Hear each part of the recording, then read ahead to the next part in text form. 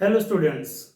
Now in this video lecture we are going to start our new point and probably the last point of this chapter, that is nuclear fission and nuclear fusion reaction.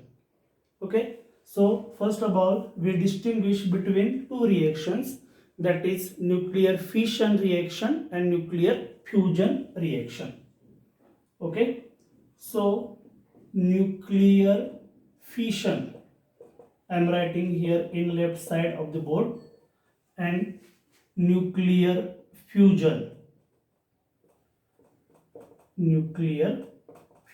reaction. Okay, these are the very two important reaction in nuclear chemistry. Okay, so what is mean by nuclear fission reaction? When larger nuclei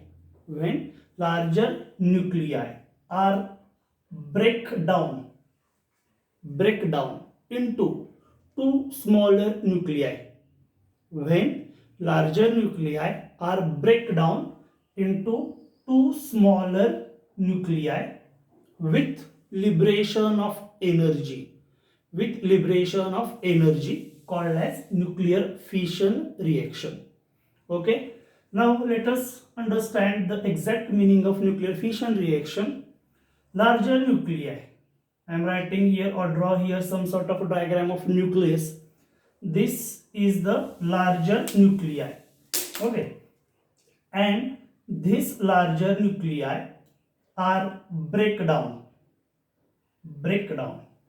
or splitting into two smaller nuclei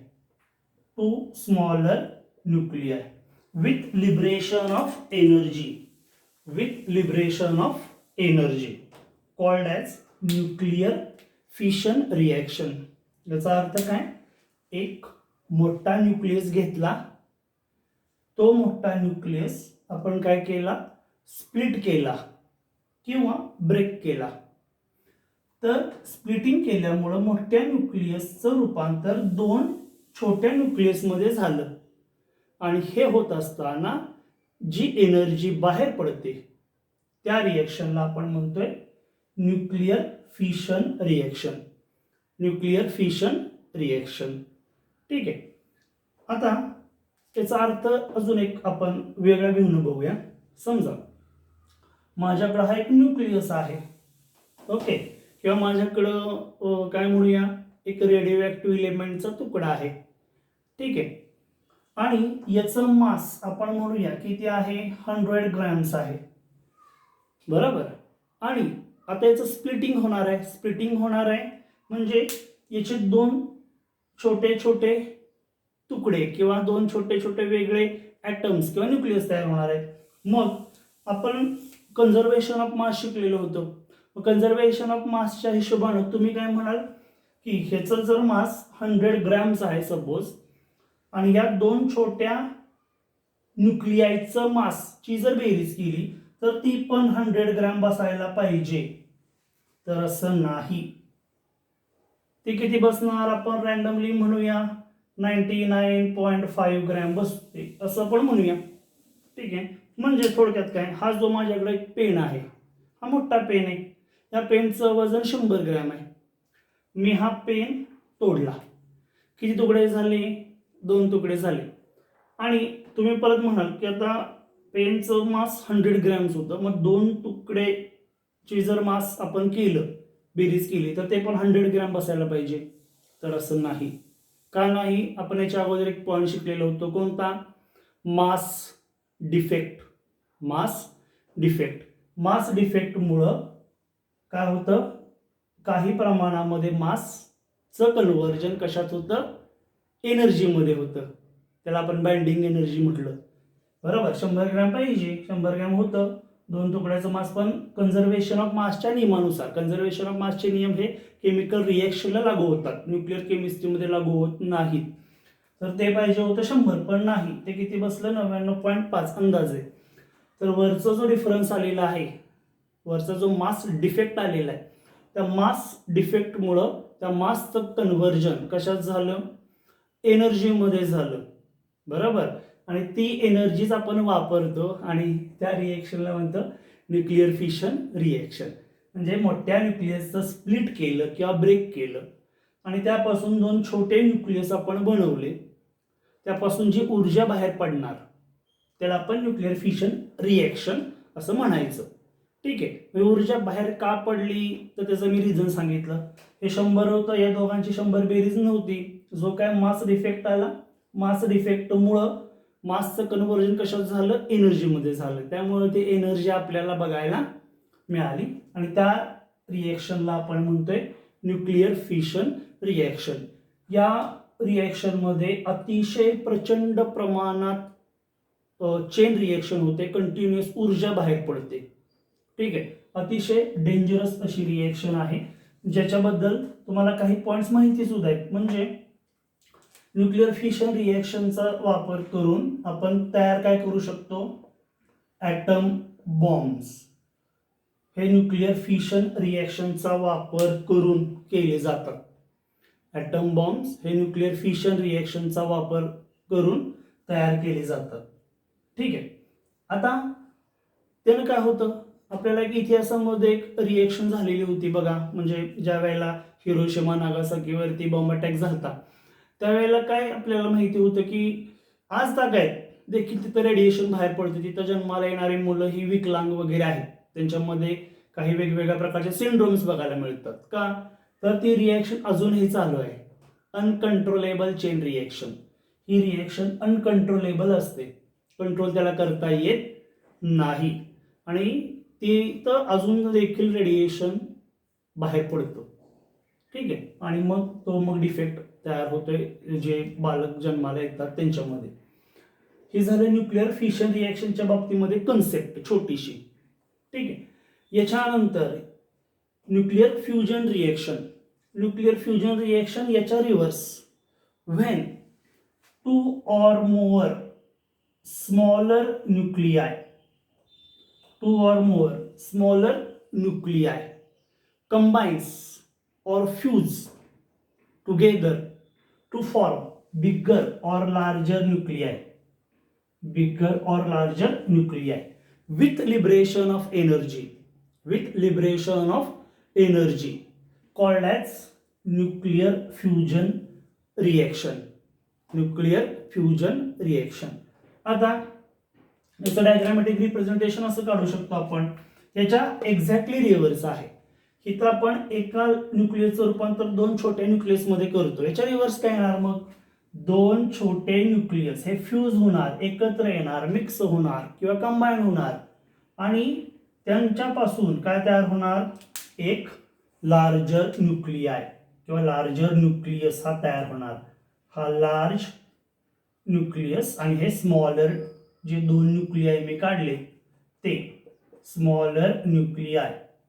हे 2 smaller nuclei एकत्र आले, त्यापासून जो large nucleus तयार होतो त्या रिएक्शनला म्हणतो आपण न्यूक्लिअर फ्युजन रिएक्शन. ठीक आहे. हा दोघांच्या मध्ये डिफरन्स आहे, nuclear fission reaction and nuclear fusion reaction. Okay. तर आता परत तुम्ही म्हणाल सर याचा वापर ॲटम बॉम्ब तयार करण्यासाठी होतो, याचा वापर पण कुठेतरी होणार की नाही. ॲटम बॉम्ब पेक्षा धोकादायक असतो हायड्रोजन बॉम्ब. हायड्रोजन बॉम्ब तयार करण्यासाठी न्यूक्लिअर फ्युजन रिएक्शन वापरतात. ॲटम बॉम्ब तयार करण्यासाठी न्यूक्लिअर फिशन रिएक्शन वापरतात. ठीक आहे. तर याचा तुम्ही काय करा, स्क्रीनशॉट घ्या. ओके. आता आपल्याला डिटेलमध्ये बघायचं आहे की न्यूक्लिअर फिशन रिएक्शन आणि nuclear fusion reaction. Nuclear fission reaction and nuclear fusion reaction. आतापर्यंत फक्त आपण कन्सेप्ट बघितली, त्याचं वर्किंग मेकॅनिझम आपण बघितलं नाही. पहिल्यांदा बघूया nuclear fission reaction. Nuclear fission reaction. आता याच्यामध्ये कन्सेप्ट सिंपल आहे बघा. माझ्याकडे एक रेडिओ ॲक्टिव्ह इलेमेंट आहे युरेनियम, असं आपण समजा. युरेनियमचा तुकडा माझ्याकडे एक छोटासा आहे 100 ग्रॅम किंवा 200 ग्रॅमचा. Atomic number 92 mass number 235. ठीक आहे. आता काय करणार आहे, आता रेडिओ ऍक्टिव्ह एलिमेंटचा तुकडा आहे, याच्यामध्ये का एकच न्यूक्लियस आहे का? नाही, याच्यामध्ये अनलिमिटेड अनंत आपल्याला तर मोजता येणार नाही, तरी पण आपण म्हणूया 1,00,000 न्यूक्लियाय आहेत असं आपण समजूया. तसे मोजता येऊ शकत नाहीत. ठीक आहे, पण तरी एवढ्या 100 ग्रॅमच्या तुकड्यामध्ये 1,00,000 न्यूक्लियाय आपल्याकडे आहेत असं आपण समजूया. आता मी काय केलं, म्हणजे मी नाही काय करणार बरं का. आता जनरली काय केलं जातं की न्यूट्रॉन याच्यामध्ये पाडला जातो, ऍड केला जातो. न्यूट्रॉनचं रिप्रेझेंटेशन 0, 1, कारण की न्यूट्रॉनचा चार्ज 0 असतो, न्यूट्रल असते, आणि मास 1 AMU असते. आपण इथं वरती लिहितो ते मास नंबर असतो, आणि 1 AMU असते. ते आपण सुरुवातीला तुम्हाला सांगितलेलं होतं की प्रोटॉनचा 1 AMU कन्सिडर करतो, न्यूट्रॉनचं पण 1 AMUच आपण मास कन्सिडर करतो. या पद्धतीनं 1 मास आणि चार्ज 0, खाली लिहितो तो चार्ज असतो. कोणाच्या बाबतीमध्ये alpha, beta, gamma, electron, positron या पद्धतीनं, न्यूट्रॉन या पद्धतीनं खाली आपण चार्ज लिहितो आणि वरती मास लिहितो. मग हा न्यूट्रॉन मी या युरेनियमच्या पीसवरती पाडला. मग झालं काय, आता याच्यामध्ये किती न्यूक्लियस आहेत? 1,00,000 न्यूक्लियस आहेत असं आपण समजलं. आता मी न्यूट्रॉन किती पाडला? एकच. म्हणजे तो ऍटलिस्ट एका न्यूक्लियस बरोबर तर कंबाईन होणार का नाही, रिएक्शन करणार का नाही? ऍटलिस्ट एका न्यूक्लियस बरोबर तर तो इथं रिएक्शन करणार, जो न्यूट्रॉन इथं आलेला आहे. ठीक आहे, आणि हिथूनच चेन रिएक्शनची सुरुवात होते. बघा मी काय म्हणतोय, एकच न्यूट्रॉन पाडला, न्यूक्लियस आहेत युरेनियमकडे 1,00,000 अंदाजे, तर एक न्यूट्रॉन कमीत कमी एका न्यूक्लियाय बरोबर रिएक्ट होणार, कमीत कमी 1,00,000मधला 1 बरोबर कंबाईन होणार, आणि मग तिथून चेन रिएक्शनची सुरुवात कशी होते हे आपण समजून घेऊया. आता हे कॅन्सल डिलीट करतो. आता बघा युरेनियम किती, 92 to 235 युरेनियमचा तुकडा होता. याच्यामध्ये एक न्यूट्रॉन टाकला, म्हणजे हा न्यूट्रॉन एक ऍड केला, बरोबर. आता हे ना काय चाललं, आपलं बेसिक कन्सेप्ट काय आहे, हा मोठा न्यूक्लियस आहे की नाही, हा मोठा न्यूक्लियस आहे. या मोठ्या न्यूक्लियसचं रूपांतर कशात करायचं आहे? छोट्या न्यूक्लियस, 2 छोट्या न्यूक्लियस मध्ये. मग किती, समजा आपण इथं लिहूया, होतं काय, बेरियम आणि क्रिप्टॉन, अशा 2 न्यूक्लियामध्ये त्याचं कन्व्हर्जन होतं. ठीक आहे, बेरियम ॲटॉमिक नंबर 56, याचा 36, याचा 142, याचा 91. ठीक आहे, याच्यामध्ये रूपांतर होतं. रूपांतर झाल्यानंतर याच्यापासून 3 न्यूट्रॉन अजून बाहेर पडतात. मी खाली दाखवतो, +3 न्यूट्रॉन, न्यूट्रॉन 1 0. या पद्धतीनं लार्ज न्यूक्लियसचं रूपांतर 2 छोट्या स्मॉलर न्यूक्लियस मध्ये केलं जातं. हा लार्ज न्यूक्लियस घेतला, बेरियम आणि क्रिप्टॉन, हे 2 स्मॉलर न्यूक्लियस मध्ये केलं जातं. आणि याच्यापासून किती न्यूट्रॉन बाहेर पडले? 3 न्यूट्रॉन बाहेर पडलेले आहेत. तुम्ही बॅलन्स करून बघा, बॅलन्स करायला तुम्हाला शिकवलेलं होतं मी. ठीक आहे, 3 न्यूट्रॉन बाहेर पडले, म्हणजेच आता तुमचं कन्क्लुजन लगेच डोक्यात गेलं पाहिजे की एक न्यूट्रॉन एका युरेनियमच्या एका न्यूक्लियसवर कंबाईन झालेला होता. त्यापासून हे प्रॉडक्ट तर मिळालाच, पण त्याच्यापासून किती न्यूट्रॉनचा जन्म झालेला आहे? 3 न्यूट्रॉनचा जन्म झाला. 3 न्यूट्रॉनचा, एका न्यूट्रॉन पासून 3 न्यूट्रॉन तयार झाले. ठीक आहे, मग आता इथून चेन रिएक्शन कशी चालू होते हे बघा. इथे याचा स्क्रीनशॉट तुम्ही घेऊ शकता. आता चेन रिएक्शन कशी चालू होते हे बघा. मी एक डायग्रामॅटिक रिप्रेझेंटेशनच्या द्वारे तुम्हाला सांगू शकतो. कसं, या ठिकाणी माझ्याकडे हा युरेनियमचा न्यूक्लियस होता 92 आणि 235. याच्यावरती मगाशी मी न्यूट्रॉन ऍड केला. न्यूट्रॉन ऍड केल्यावरती कोण तयार झालं होतं? हा बेरियम आणि हा क्रिप्टॉन तयार झाला, बरोबर की नाही? आत्ताची रिएक्शन या पद्धतीने मी दाखवली की नाही? ठीक आहे, आणि एका न्यूट्रॉन पासून किती न्यूट्रॉनचा जन्म झाला होता? 3 न्यूट्रॉनचा जन्म झाला. ते 3 न्यूट्रॉन बघा, मी तर रेड पेननं दाखवतो. 3 न्यूट्रॉन, चार्ज वगैरे तुम्हाला आता माहिती आहे त्यामुळे मी दाखवत नाही. 3 न्यूट्रॉनचा जन्म झाला की नाही. आता चेन रिएक्शन सुरू कशी झाली, पुन्हा हा न्यूट्रॉन पहिलावाला तो काय करणार, युरेनियमच्या अजून एका न्यूक्लियाय बरोबर कंबाईन होणार. कारण की याच्यामध्ये तर अनंत न्यूक्लिया आहेत, तरी आपण म्हटलं 1,00,000 न्यूक्लियस असतील, बरोबर का नाही. हा न्यूट्रॉन पहिला एका न्यूक्लियाय बरोबर कंबाईन झाला आणि त्यापासून हे आपल्याला मिळालंय. मग पुढं कंटिन्यू चेन रिएक्शन कशी चालू होते बघा. हा न्यूट्रॉन जो आहे तो पुन्हा या युरेनियमच्या न्यूक्लियस बरोबर कंबाईन होणार, बरोबर. मग कंबाईन झाल्यानंतर हा न्यूट्रॉन पुन्हा तयार काय करणार, मगाचीच रिएक्शन, हा बेरियम तयार करणार आणि हा क्रिप्टॉन तयार करणार, बरोबर. आणि पुन्हा एका न्यूट्रॉन पासून किती न्यूट्रॉन तयार होत आहेत, 3 न्यूट्रॉन तयार होतात ना, 1 2 3 न्यूट्रॉन न्यूट्रॉन न्यूट्रॉन, आलं का लक्षात. त्यानंतर पुन्हा हा न्यूट्रॉन पहिले यातलं अजून बाकी आपला, हा न्यूट्रॉन पुन्हा याच्या एका न्यूक्लियर बरोबर कंबाईन होऊन तयार काय करणार, बेरियम आणि क्रिप्टॉन, बेरियम आणि क्रिप्टॉन. पुन्हा हा सुद्धा बेरियम आणि क्रिप्टॉन तयार करणार. पुन्हा या न्यूट्रॉन पासून पण किती न्यूट्रॉनचा जन्म होणार, 3 न्यूट्रॉनचा जन्म होणार. याच्यापासून पण किती न्यूट्रॉनचा जन्म होणार, 3 न्यूट्रॉनचा जन्म होणार, आलं का लक्षात. पुन्हा न्यूक्लियस काही संपलेत का, नाही संपले. पुन्हा हा न्यूट्रॉन एका न्यूक्लियर बरोबर कंबाईन होऊन 3 न्यूट्रॉन बनवणार, एक बेरियम आणि एक क्रिप्टॉन आणि 3 न्यूट्रॉन. पुन्हा हा न्यूट्रॉन तसंच, हा पण तसंच, हे सगळे तसेच. म्हणजेच याला अंत काय आहे का, नाही. म्हणजे ही अनकंट्रोलेबल, तुम्ही याला आता कंट्रोल करू शकत नाही. ही रिएक्शन अनकंट्रोलेबल आहे, कंटिन्युअस चेन रिएक्शन आहे. आणि त्याच्यापासून ही रिएक्शन होत असताना प्रचंड प्रमाणात एनर्जी बाहेर पडते आणि ज्याचा आपल्याला इतिहासामध्ये आपण त्याची नोंद आहे. हिरोशिमा नागासाकीवरती प्रचंड प्रमाणात एनर्जी बाहेर पडली. एक 4 फूट म्हणजे 4x6चा असे 2 ॲटॉमिक बॉम्ब होते, मला वाटतं लिटिल बॉय आणि फॅट बॉय असे त्याची नाव होती. आणि त्या बॉम्बनं किती मोठा विनाश केलेला होता. म्हणजेच एका युरेनियमच्या तुकड्यावरती एक जर न्यूट्रॉन टाकला तर सगळी चेन रिएक्शन चालू झाली आणि त्यापासून प्रचंड प्रमाणामध्ये एनर्जी बाहेर पडली. आणि या रिएक्शनला आपण म्हणतो nuclear fission reaction, nuclear fission reaction. याचा स्क्रीनशॉट तुम्ही घेऊ शकता, ठीक आहे.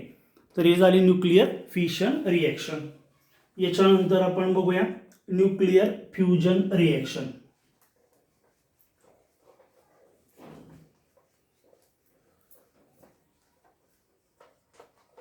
न्यूक्लिअर फ्युजन रिएक्शन आता याच्या अपोजिट आहे. न्यूक्लिअर फिशन रिएक्शन मध्ये काय होत होतं की एक मोठा न्यूक्लियसचं रूपांतर 2 छोट्या न्यूक्लियस मध्ये होत होतं विथ लिबरेशन ऑफ एनर्जी, ठीक आहे. आता न्यूक्लिअर फ्युजन रिएक्शन मध्ये काय होतंय बघा, 2 छोटे न्यूक्लियाय कंबाईन होतात आणि एक मोठा न्यूक्लियस तयार होतो, असं त्याचा अर्थ आहे. आपण सिम्पली असं तयार करूया की काय, हायड्रोजनचे आयसोटोप्स माहिती आहेत ना आपल्याला, हायड्रोजनचे प्रोटॉन, ड्यूटेरॉन, ट्रिथियम, हे आयसोटोप्स आपल्याला माहिती आहेत. मग मी सगळ्यात छोटा न्यूक्लियस कुणाचा असेल पिरियॉडिक टेबलमध्ये, तर किंवा सगळ्यात स्मॉलेस्ट एलिमेंट आपल्याला आता ते कन्सेप्ट क्लिअर आहेच की, तर हायड्रोजनचाच आहे ना. मग hydrogen atomic number 1 mass number 1 plus हायड्रोजनचा दुसरा आयसोटोप घेऊया ॲटॉमिक नंबर 1 मास नंबर 2, ठीक आहे.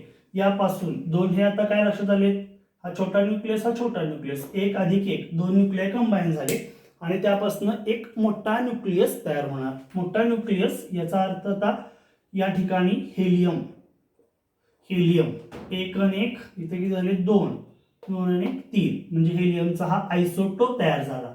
आयसोटोपची कन्सेप्ट माहिती आहे, मास 4 असतो म्हणजे 3 4 5 पर्यंत ते तयार होऊ शकतं. आयसोटोपची कन्सेप्ट शिकलेला आहे. आणि यापासून हे कंबाईन झाल्यानंतर प्रचंड प्रमाणात एनर्जी बाहेर पडते, प्रचंड प्रमाणात एनर्जी बाहेर पडते. आता हे आपण कसं समजून घ्यायचं, तर पॉइंट नंबर 1, हायड्रोजन अधिक हायड्रोजनचे 2 न्यूक्लियस मला एकत्र करायचे. एवढं सोपं आहे का, दुधात पाणी टाकलं, मिक्स केलं, एकत्र केलं, याच्यासारखं. हायड्रोजनचा न्यूक्लियस आणि हा हायड्रोजनचा न्यूक्लियस हा आयसोटोप आहे. हे 2 हायड्रोजनचे न्यूक्लियस मला एकत्र करायचे. एवढं सोपं आहे का दुधात पाणी टाकण्यासारखं? नाही ना सोपं. म्हणजे मला काय केलं पाहिजे, हे एकत्र करण्यासाठी सुद्धा काय केलं पाहिजे, एनर्जी लावली पाहिजे. असेच उगीच मिक्स होणार आहेत का? दूध घेतलं, पाणी टाकलं, झाले मिक्स, एकत्र झाले की? तसं नाही. हायड्रोजनचा न्यूक्लियस आणि हायड्रोजनचा न्यूक्लियस मिक्स करायचं असते. तर मला काय करावं लागेल, यांना एनर्जी द्यावी लागेल. एनर्जी द्यावी लागेल, प्रचंड प्रमाणात एनर्जी द्यावी लागेल, भरपूर भरपूर एनर्जी द्यावी लागेल. त्याच वेळेला ह्यांची इच्छा नसताना सुद्धा हे दोन न्यूक्लियस एकत्र येऊ शकतात. बरोबर का नाही? आणि मग तुम्ही म्हणाल एनर्जी द्यावी लागते, मग काय परत एनर्जी लिबरेट कशी होते? बरोबर का नाही? ट्विस्ट तर इथंच आहे. एनर्जी द्यावी लागते, त्यापासून हा हेलियमचा आयसोटोप किंवा हेलियम तयार होतो ना, हेलियम तयार होते. पुन्हा आपल्याला आउटपुट पण काय मिळते, एनर्जी मिळते.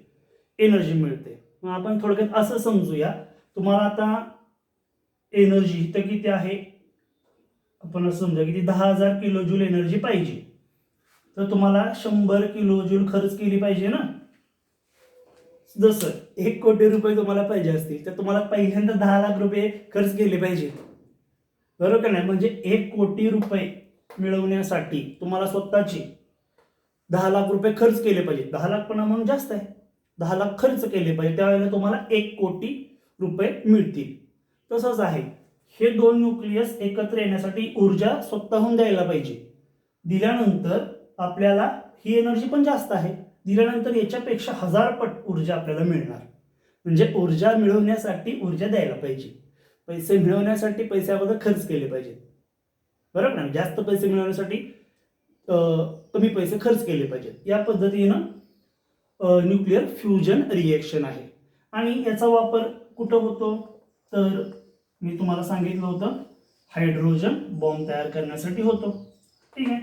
आणि त्याच्या पुढची स्टेप अशी पण आपण लिहू शकतो, हेलियम 2 3, याच्यामध्ये हायड्रोजन 1 1 जर एकत्र आला, किंवा आपण काय म्हणूया या ठिकाणी हेच असू देत, हेलियम किती झालं 3 आणि 4, हे 2 आणि 1 2च राहणार, कारण एक पॉझिट्रॉन किंवा इथं 0 आणि इथे 1. ठीक आहे, 2 आणि 1 पॉझिट्रॉन बाहेर पडणार, 2 आणि 3. या पद्धतीने सुद्धा रिएक्शन आपण लिहू शकतो. ठीक आहे. मग ह्या रिएक्शन आपल्याला पृथ्वीवरती करायचे असतील तर या पद्धतीनं 2 हायड्रोजनचे आयसोटोप्स किंवा हेलियमचा एक हायड्रोजनचा एक आयसोटोप मिक्स करायचे. ते मिक्स करण्यासाठी ऊर्जा जास्त प्रमाणात द्यायची, आणि त्यापासनं ही आपल्याला एनर्जी प्लस ई इथं लिहितो वाटलं, प्लस एनर्जी ही जास्त प्रमाणामध्ये आपल्याला मिळणार. ठीक आहे. म्हणजे ऊर्जा द्या आणि मग ऊर्जा जास्त मिळवा. मग पृथ्वीवरती ही रिएक्शन करायची असेल तर या पद्धतीने आपल्याला केली पाहिजे. ठीक आहे. आणि याचा वापर generally preparation of hydrogen bond, जो ॲटम बॉम्बपेक्षा 1000 पट डेंजरस आहे. ठीक आहे. आता ही रिएक्शन नॅचरली पण होते. ही रिएक्शन काय आहे, नॅचरली पण होते. नॅचरली कशी होते, तर फ्युजन रिएक्शन जी आहे, आपल्याला सगळ्यात जास्त एनर्जीचा सोर्स कोण आहे, सन, सूर्य आहे. सूर्यावरती ही रिएक्शन नॅचरली होते. हे ज्या रिएक्शन्स मी इथं बोर्डवरती लिहिलेल्या आहेत त्याचा तुम्ही स्क्रीनशॉट घ्या पॉज करून. ती रिएक्शन सूर्याच्या सरफेसवरती नॅचरली होते आणि त्यापासून प्रचंड प्रमाणात एनर्जी बाहेर पडते. बरोबर. आता एनर्जीचं आउटपुट म्हणजे आपली सनलाईट, सूर्यप्रकाश. बरोबर का नाही? सूर्यप्रकाश फक्त आपल्या ठिकाणी आहे का? बरोबर. भारतात आहे ना अमेरिकेत नाही, असं आहे का? सूर्यप्रकाश हा सगळीकडे जातो. ह्या रिएक्शनची पॉवर किती आहे बघा. ही रिएक्शन झाली की आपल्याला किती प्रचंड प्रमाणात लाईट एनर्जी मिळते. अलग लक्षात. पण हे दोन मिक्स करण्यासाठी पण एनर्जी द्यावी लागते, कारण ही एनर्जी देण्यासाठी जे टेम्परेचर लागतं ते सूर्यावरती आहेच. हे हायड्रोजनचा न्यूक्लियस हा नॅचरली मिक्स होतोय. मला पृथ्वी तलावरती हे जर मिक्स करायचं असेल तर लय त्याला एनर्जी द्यायला पाहिजे, लय टेम्परेचर, हाय टेम्परेचर दिलं पाहिजे. पण सूर्यावरती हे दोन नॅचरली मिक्स होत आहेत, कारण की सूर्याच्या सरफेसचं टेम्परेचरच 1 कोटी डिग्री सेल्सिअस आहे. 1 कोटी डिग्री सेल्सिअस आहे. त्यामुळे हे नॅचरली मिक्स होतात हेलियमचा आयसोटोप तयार होतो आणि प्रचंड प्रमाणात एनर्जी जी बाहेर पडते, ज्याचा वापर या पृथ्वी तलावरती सर्वजण करतात. ही न्यूक्लिअर फ्युजन रिॲक्शन आहे. पण मॅन्युअली ही रिॲक्शन करण्यासाठी प्रचंड प्रमाणामध्ये आपल्याला एनर्जीचा वापर करावा लागतो, पण तो केला की पुन्हा प्रचंड प्रमाणामध्ये एनर्जी मिळते. ठीक आहे, या पद्धतीनं आहे. अजून न्यूक्लिअर फिशनच्या मध्ये एक सांगायचं राहिलं की न्यूक्लिअर फिशन ज्या वेळेला होतं त्यावेळेला 200 million electron volt per emission इतकी एनर्जी मिळते बरं का. हे तुम्हाला MCQ साठी थोडंसं महत्वाचं राहील. पर इमिशन किती एनर्जी मिळते, तर 200 million electron volt, 200 million electron volt per emission, 200 million electron volt. आणि इलेक्ट्रॉन व्होल्टची कन्सेप्ट सांगितलेली आहे. ठीक आहे, एका इलेक्ट्रॉनला, हा माझ्याकडे एक आउटफिल्ड कंटेनर आहे किंवा याच्यामध्ये इलेक्ट्रिक फील्ड आपण देऊ शकतो. त्याच्यामध्ये एक इलेक्ट्रॉन जर मी टाकला आणि याला एनर्जी किती दिली, 1 मिलियन म्हणजे 10⁻6 व्होल्ट एनर्जी दिली, म्हणजे एका इलेक्ट्रॉनला 10⁻6 व्होल्ट मध्ये जर आपण ठेवलं तर ते 1 मिलियन इलेक्ट्रॉन व्होल्ट असते. एका इलेक्ट्रॉनला 10⁻6 व्होल्ट, 1 मिलियन म्हणजे 10 लाख आपल्याला माहिती आहे, 10⁻6 व्होल्ट मध्ये जर ठेवलं तर ते 1 मिलियन इलेक्ट्रॉन व्होल्ट असते. म्हणजे किती आहे बघा, असं पर इमिशन 200 मिलियन इलेक्ट्रॉन व्होल्ट इतकं आउटपुट मिळतं न्यूक्लिअर फिशन रिॲक्शन मधनं. ठीक आहे, सो होपफुली तुमच्या आता लक्षात आलेलं असेल की what is the concept of nuclear fission reaction and nuclear fusion reaction. Okay, या ठिकाणी जो आपला न्यूक्लिअर केमिस्ट्री चॅप्टर आहे तो या ठिकाणी आपला संपतो. ओके, होपफुली तुम्हाला समजलेला असावा. If you have any doubts then ask me. Okay, thank you.